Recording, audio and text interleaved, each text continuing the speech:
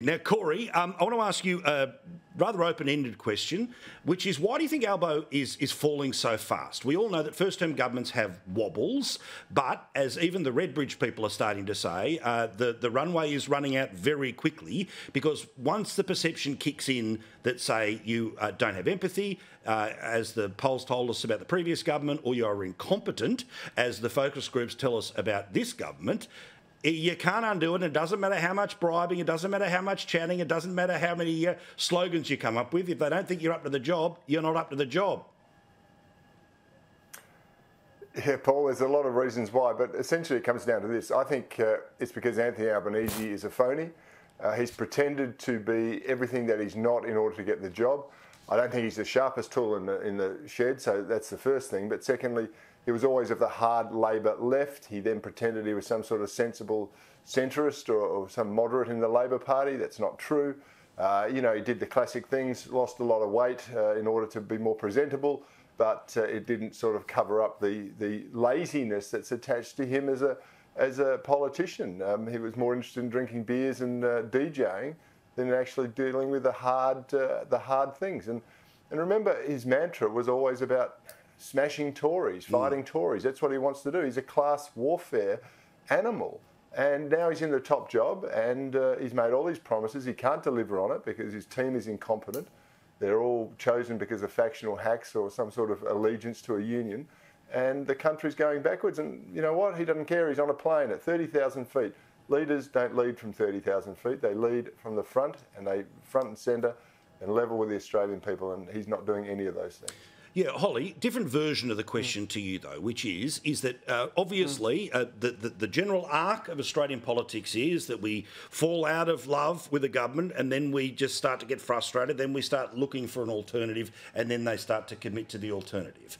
How important is it that the Liberal Party actually puts forward not just a series of complaints about the country, but some solutions to the problem? Now, again, you're not about to screed them all on telly right now, but the middle class that's in a world of trouble right now, I think it needs to hear, if it came your way sooner rather than later, what are the actual plans to fix it?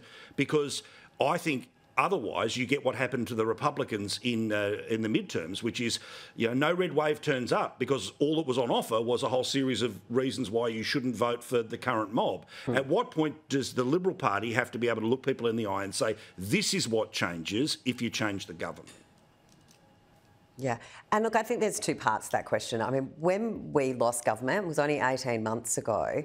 It's not unusual for a political party to go through a period of reflection, but usually that reflection also involves a little bit of disquiet and unsettledness, which we haven't seen since Peter Dutton has taken on the leadership. It's been a very focused and a very united coalition team, and we certainly remain that way.